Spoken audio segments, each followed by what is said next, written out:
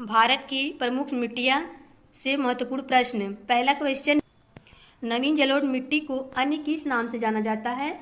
आप लोग बताइए। देखिए एसएससी 2012 में पूछा गया है, तो इसका राइट आंसर हो जाएगा खादर। जलोढ़ मिट्टी भी दो प्रकार की होती है, बांगर और खादर। जलोढ़ मिट्टी को ही खादर भी कहते हैं। नदी के आसपास बाढ़ वाले क्षेत्र को जलोढ़ मिट्टी या खादर कहते हैं। जहाँ तक नदी बाढ़ का पानी पहुँचता है वहाँ पर हर साल नदी नया नया मिट्टी बिछा देती है।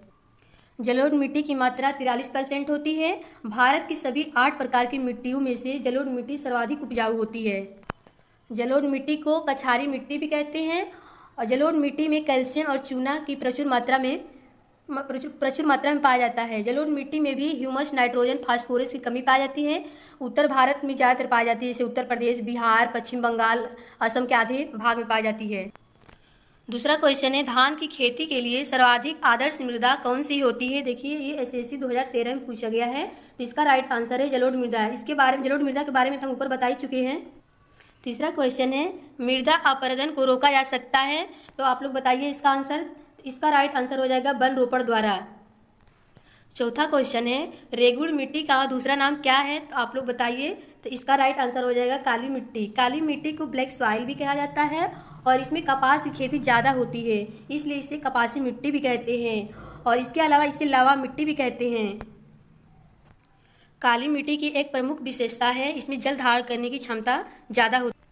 इसमें थोड़ी भी वर्षा होने पर ये चिपचिपी हो जाती है और जब काली मिट्टी सूखती है तो इसमें मोटी मोटी दरारें पड़ जाती है और इसी गुण के कारण मोटी मोटी दरारें पड़ जाती हैं और इसी गुण के कारण काली मिट्टी को स्वतः जुताई वाली मिट्टी भी कहा जाता है। काली मिट्टी का विस्तार कर्नाटक, महाराष्ट्र, मध्य प्रदेश, दक्षिणी पूर्वी राजस्थान, गुजरात राज्य तक है।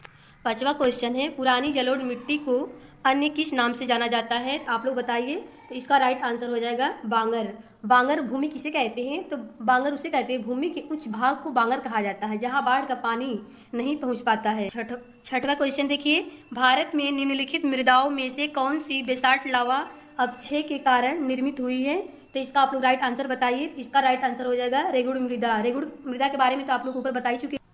सातवां क्वेश्चन है, प्रायद्वीपीय भारत में क्षेत्रीय मृदा के निम्न प्रकारों में से कौन सा है? तो इसका आप लोग राइट आंसर बताइए। तो इसका राइट आंसर है लाल और पीली मृदा। और लाल मृदा जो है भारत का दूसरा सबसे बड़ा मृदा वर्ग है, जो कि 18% क्षेत्रफल में पाया जाता है।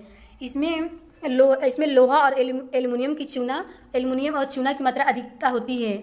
भारत में यह मिट्टी उत्तर प्रदेश के बुंदेलखंड से लेकर दक्षिण भारत के प्रायद्वीप तक पाई जाती है। 8वां क्वेश्चन है, निम्नलिखित में से किस राज्य में लेटराइट मिट्टी पाई जाती है? तो आप लोग बताइए इसका राइट आंसर। इसका राइट आंसर है केरल। लेटराइट मिट्टी उष्णकटिबंधीय प्रदेशों में पाई जाती है। यह मिट्टी का रंग जो है लाल होता है। लेटराइट मिट्टी में लोहा और एल्युमिनियम की मात्रा ज़्यादा होती है।